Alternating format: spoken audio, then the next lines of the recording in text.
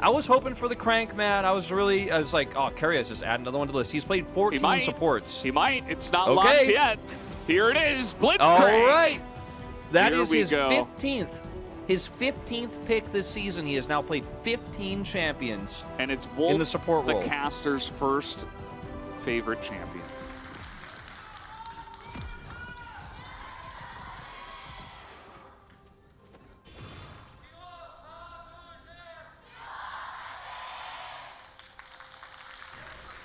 Here we go. On to the Rift once again. So he will not have that for the future hooks.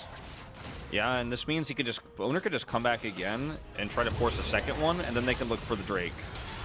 They're just like trying to help push here, but Owner is in a little bit of trouble. It is Poppy though, so really trying to force this with Pyosik coming up the lane. Unfortunately, Pyosik does not have boots yet, the magical footwear. He is going to flash on in and just get launched out of the play as T1 say, nuh-uh. If it's not on our terms, we are not fighting. Yeah, they're going to start it up here. Deft in position to get hooked, but doesn't look like T1 are going to come in until the last moment. Will they congregate around this objective as no chance at a steal? Very nicely handled right on the edge of the patience of the Rift Herald. Zeus is he's just being annoying. Stay down bottom side and defend while you slow down the Herald fight. You need to rush over there. Ult under the turret as needles now are coming out. We had Pyosik nearby as there's a house going to go by. Zeus is coming in and Owner's here too. They want to take the 2v2, but Zeus on the mini Gnar. They just pop him out there, so Owner going to have to tank this one out, give the thumbs up. They both do it. As I suppose at the end of the trade, T1 get ahead slightly.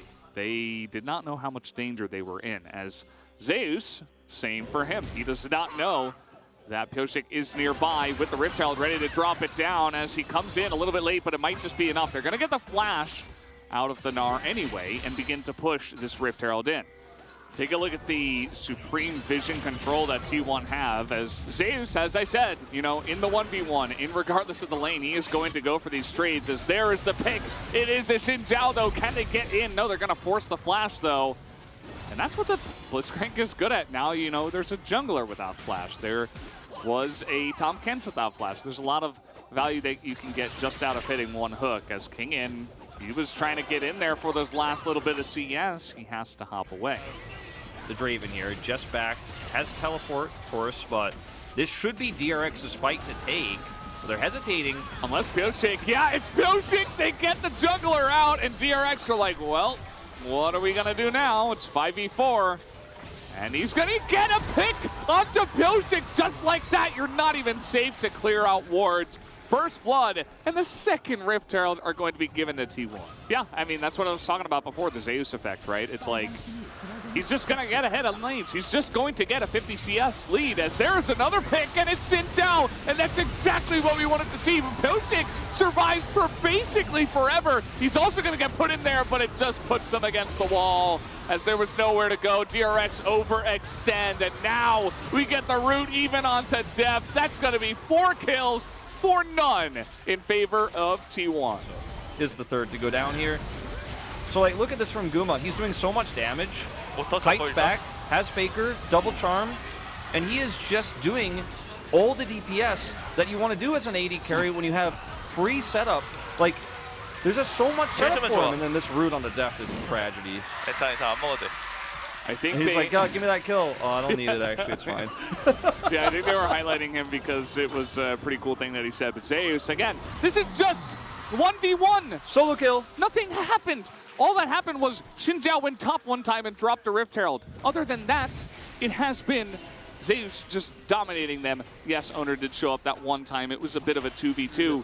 Leandri's Shadow Flame is here's the Hex Flash over the wall. Yeah, Beryl doesn't have flash, and you can see eventually he's going to save that hook for, again, the Xin Zhao, who's supposed to be really good into the Blitzcrank, but unfortunately the wallet's pretty heavy right now for T1. And it doesn't really matter who you pick up. Very nice. Emperor's Divide comes in from Zeka, though, but here's the flank coming in from Owner. Picks up one on the drive-by to trade it back. Very nice fight from DRX on the back foot, but still a T1 win. I mean, everything we talked about in the draft and everything we talked about this Blitzcrank pick has just come true. We talked about how Hex Flash can be used to go from Raptors to getting kills. We talked about how taking turrets away means you're not safe against a Blitzcrank, and it's just all coming true. This is the best possible scenario, honestly, for DRX. 6,000 gold down is try to force a fight here. See if T1 mess up the turn. Kingen has that teleport, but no wards. They don't know where Carrier is. That is just a Senna gone. This is what Blitzcrank with value can do. As what was that damage? That was Whirling Death and a couple of autos from Faker? Like, are you kidding? As now, he's just going to go down to some magic in a house. Carrier not going to get the predict on that one. Pyosik just walks in a straight line. But, yeah, I don't know, Wolf. I think it might be time to say the famous line. Yeah, it might be time to say goodbye to the Xin Zhao. Yeah. Nice little hook onto the minion there, but Owner had the job done himself onto Pyosik, who did have flash. I mean, who gets POG here? Like, how do you even determine which one player was the most impactful when T1 were all, like, so perfect together? Like, so individually impactful as well. Like, Faker died once, but had some really good charms. Like, maybe it's not him. Okay, we narrowed it down one. Like, Zeus got tons of solo kills and popped off. Like, I'm kind of leaning towards him, but yeah. I don't know. Carrier played Blitzcrank and he like hit a bunch of kill huge participation. Yeah, he hit a bunch of huge hooks. Like, okay, Kingen's gonna try his best, but Zeus at this point just gonna push him away. As the encore will come in, follow up stopwatch nicely done. But you can just see that DRX's heart is not in this fight. I mean, Barrel's just there waiting for the Devour. They're just trying to poke them away and hope that they leave. But I don't think T1 have any idea or thoughts of doing that, because Gumayusi is just going to poke him down and get a kill. As in goes Owner, looking for a bit more. As Cario would love another hook here onto the Catfish. Not going to get the prediction again. Always thinking that they're going to walk back, but they don't actually. It's time to go for the other prediction where they walk in a straight line. As T1, they're not going to waste any time. They have the Baron buff. As Zeus is just in the back line killing people as this is happening. And it just does not look fair. As eventually these turrets and the Nexus will go down. But not before T1 has their fun and takes a bunch of kills first. So that's going to be the end of this first game, guys. Absolute destruction coming out from T1. It's not a great feeling. And for sure, you know, the draft and T1's ability to just mix and match with basically anything is a problem. But also, like, Zeus just winning the lane basically alone, and then Carrier being allowed to just run around and have it be his rift and just get hook after hook. Game playing around bottom side with this Vi pick doesn't seem viable, no pun intended, because there's just too much power and CC in the Draven Carrier lane. Like, if you try to come in as Vi, even if you end up getting a punch off there and try to do that damage with the Aphelios' burst. Oh, it looks like he's actually looking to go mid here as Faker will flash away. Zeka on this one, and the flash comes in, and Zuhan was right there, ready for it, and Zeka sets up the bait. Excellently done from DRX. Move there and is punished. Oh, this Gravitum comes in, and Guma is going to get caught as well. Barrel right there for the follow-up. Looks like Def did not have to flash or use any of his summoners. Guma elects not to either because he was already done. Here comes Carrier and Owner, actually. Looking to get on top of Def. Very nice flash, but now you've got Elise in on your back, even with the exhaust. I'm not sure if that's going to be enough, but Owner takes a bunch of damage. Both of them getting AoE down here as Carrier going to get passive, and that's going to be Barrel following up, and another auto comes in. Def with 2 kills on them. And let's see, where did he go here? Oh. Nice little play from Carrier. No way! No, Dredge line available right. Gotta hit it. Right there, and that is going to be the root, and should be enough as Carrier is going to go down. Zeka here as well. He's level 6, and another exhaust is going to come in, but who cares? It's only a certain amount of time as Barrel might go down. Yes, he will, but it does not matter. DRX gets so much off of the back of this bottom fight. They do have a control ward here. We'll spot Owner. As the observers were keeping us guessing there for a second. Meanwhile, Juhan did get Rift Herald. What was that? Guma just going to flash away. I'm not sure if Carrier gets out of here. Nope. Moonlight Vigil comes in. He's down. As Zeus trying to go 1v2 here. Looks like he's the one guy that's going to be fine once again. At least I suppose Owner will pick up the streak for T1. But yeah, another great setup here from DRX. And then Keria is, of course, left out to dry. He pays for his transgressions with this aggressive positioning, as our observers are making sure nothing happens here mid, because Juhan is set up for a potential gank before we jump into the replay. Trying to get on top of Deft here. He does not have his flash. As long as the hook lands, it should be good. That's going to be enough slow, as in comes Owner, and he's going to be the one that picks up the kill. So not going to be it for Gumayusi. Faker just going to use that. Oh, wait, also, I'm not in range, but let's go back to this moment where Barrel's like, all right, he hooks me in, I'm buffering this. And Guma's like, Keria, what the hell, man?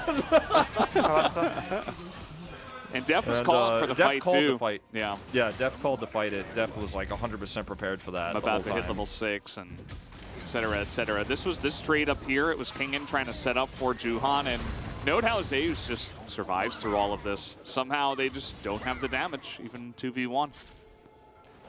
Yep, and then Deft is seen on this ward.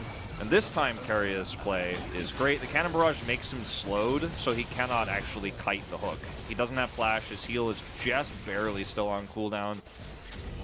Yeah, could happen. We do have Owner nearby, and the Rift Herald is going to be coming in. It seems like DRX notes the offensive positioning. I'm not sure if he just got saw off the wall there, but that is a really nice kick flash. In goes Juhan, though, on the aggression. Stopwatch is going to make that hit the back line as the Moonlight Vigil gets so much value because Keria went into his stopwatch. Now Guma steps up and takes it very closely there. Deft has to flash away. Not sure about that one. Maybe. Yeah, maybe the turret shot comes in at the end there, but either way, T1's still bleeding out on the spot side. But looking to set it up. Him. Yeah, they should see Deft here, as there is the combo. He nearly gets it, but Juhan stops him from coming in with a whirling death is what takes it at the end. As Akali is here, a double stun comes in. Can Guma get the damage is the question versus an Akali. I think the answer will be no. Zeka getting to work onto this Draven, as nobody is going to save him, not even Faker, who comes down eventually. So we do have the 1v1 on the top side, not going to amount too much. So he's doing okay. And even though Guma got behind, he's now got a lot of money, as we were just talking about. 3 members of T1 are going to show up in the top side. Not going to be able to hand that money over to Guma, but they do hand it over to another carry in the form of Faker. And Flash and Ultimate, and no one else on DRX is here, so Zeka, this might backfire. Yeah, who's trapped in here with who? Because there's no Shuriken now. Zeka might have done that even on Vision as the trade is coming in, and Zeka's like, oh, where do I go from here? He's going to try to flash and ult to try to get out, and he's not going to be able to because he just gets collected by one auto that follows him all the way down Zeka's magical journey. If he plays it right, like, it's going to be close. Gotta be so careful making calls like that. Zeus doesn't seem to care. Look at the damage he's outputting. This is what a damaged GP can do, as compared to what we saw earlier from Keen, as now maybe it's T1 who stuck around for a little bit too long. Barrel on the flank. There's a TP coming in, and now we've got 2v4, and Keria's just going to leave him to the Wolves. He tries to trade it back, and he actually does. He's going to get the kill onto Juhan, who was just on that Cannon Barrage for a little bit too long. But they didn't think of the possibility, so they weren't setting up for it, because just seeing it isn't enough. You have to run over here to deal with it. It's already down to 3K. They're just going to get it again. T1 just take a Baron. Doesn't even matter. It's a 1-for-1 trade. The enemy jungler is down. Go straight to Baron. That's the flowchart for T1. And let's see if they can get out. Looks like they probably will. Faker does have Crown. And, man, T1's macro this game has just been so much better than DRX's. Yeah, it absolutely has, and I think that's been the difference maker. And speaking of which, you know, clear out all those wards behind you guys, otherwise you might meet this fate, as Barrel is just going to be left to the Wolves themselves. Zeus wants to get a bit more. You see the chase coming on in. Meganar wants to say something else about that, but with the Sonic Wave, Owner will be following up and does give them the thumbs up. Faker looking for a bit more. Only Keria gets hit by the Moonlight Vigil and the subsequent Gravitum, but everybody on the side of DRX is just getting corralled into the top side of the map here. Is anyone even going to get away? No, Kingen gets executed by Keria, and now you see this is just all over the place. Juhan's going to be the next one to go down. Deft can't get a back in. Zeka is all alone as well. We're going to try to trade it here against the GP, but he can't even do that, and Deft will be left to die. I can hear it, Valdez. I can hear Chronicler on the desk after this game saying the inconsistencies of DRX They're showing themselves here again. They had such a lead. Deft and Barrel were in massive advantage. They had complete control of the bottom side, and it just went sour after that really nice trade for T1. Gumayusi gets so much extra gold, starts being relevant around the map. We see top side dives. Let's watch Zeus. Cannon Barrage goes down. He probably says something funny here, I predict. Got him nice. Got him nice. Wasn't that funny, but we got it. Yeah, he was very forceful about it. Part of your vision control needs to be winning on more than just one lane, the 2v2, where Barrel and Deft were finding success, and then, oh no. Yeah, Juhan, that's going to be a ult for him. He actually does get the kill here onto Pike, but that is just going to be the sacrificial lamb. As a nice Infernal ultimate does hit the backline too, but a trade 1-for-1 for support for jungle is good. It's not going to happen. Owner not going to go that crazy. Zeka TP's in just to die. He's just going to TP in and die. Is he going to get away, actually? Yes, he will. Actually, finally baits in Owner, but Wallets might just be too heavy here for the side of T1. You see the damage now that Guma and Faker and Zeus are all putting out. If anyone is around there for over 2 seconds, but DRX could just burst this down and just take the Drake. It's okay. There you got it.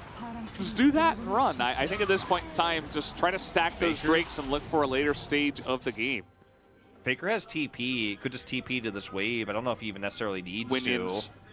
Yeah, Winion's going to take out this inhibitor. So still, this was pre-set up by T1 with the top push they had. So yeah, you lose Drake, but it's not Soul. It's just Soul Point, which isn't good enough.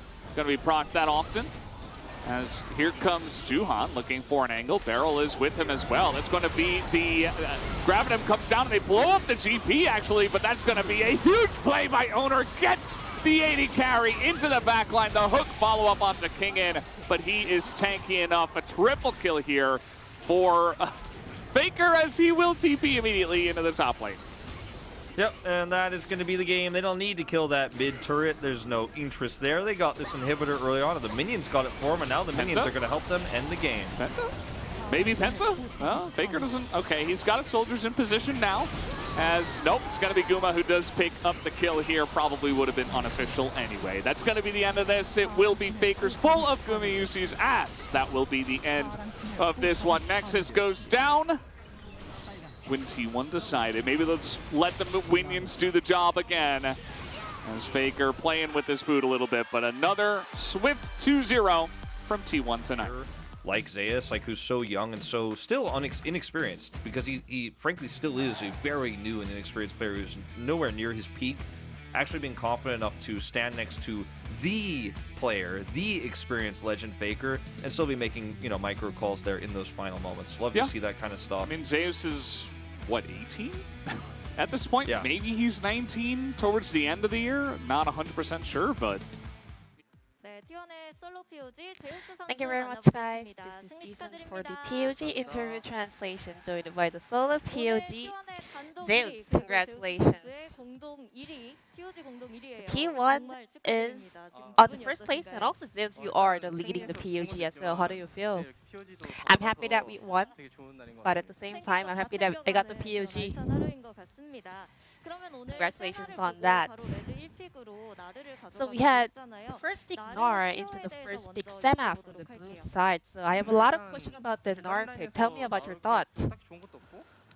So there were no other options to kind of first pick there, and also Nara is just good in general in the top lane. So we were pretty confident to go for the first pick Nara. So do you think this is one of the OP picks? Yes, it's pretty strong right now. And then T1 bottom duo even played Draven and Blitzcrank. Lots of teams spent T1's Draven in 12.12, but today it was not removed and you guys secured it as the second pick. Tell me about your drafting. Well, I don't know much of our bottom team strategy, you know? They do that really well by themselves. And also, it's really easier and comfortable to play game when you have Blitzcrank in your team. So, yeah, we were able to hear that someone from the player comp said Kyria deserves the POG. How was his reaction when he found out you got the POG? Well, I was not thinking that I was gonna get the POG, but somehow I got it, so I was happy. Is that you are not excited about your POG, but still your NAR performance was so on point. You were able to keep pressuring on the side lane, and especially even starting from the game, you were able to outlane Gwen. Is that what's supposed to happen in the matchup? I think most of the top laner will be confident in both of the matchup, but Nar is a really good champion where once he starts to get ahead, he can just keep extending the CS lead. However, we were not able to see many kills early on, but in the later phase, you finally got the solo kill on Gwen on the bottom lane. So I think the opponent, you know, Gwen was a little bit overextended, so I was able to get the kill. And then in game 2, enemy sort of took the Nar away and your answer was GP. To be honest, I prepared many picks into Nar. And in that game, I had to pick my top lane champion into Nar, so I decided to play GP. And then in game 2, early on, it was DRX that had the lead. However, we had a lot of fights around the top lane, a lot of people roaming towards top. Tell me about the gameplay. Looking at the comp, I think we were able to outscale them for sure. So I thought we shouldn't just rush, you know? We could take our time and look to scale, and we were not too worried about anything. And Zeus, you're able to scale and farm up all that money, and then keep doing so much damage on that pool party GP. Your watermelon always does extra damage. I mean, whenever I get to choose that full party GP, the game goes so well, so I just want to stick to it. And now we are in the second round robin. What is your personal goal of the second half of the split? There were a lot of matches in the first round where I left a lot to be desired. So I really want to do better against the opponents that I was not able to perform well. Speaking of the opponent, your next opponent will be Gwangdong Freaks, a team you guys fell to in the first round robin. Tell me about your mindset for the revenge. You know, it was a bummer that we lost, but I don't think they're going to be a tricky opponent in the rematch. As long as we play well, we're going to win. And Keen is a great player. So I guess I have to do well.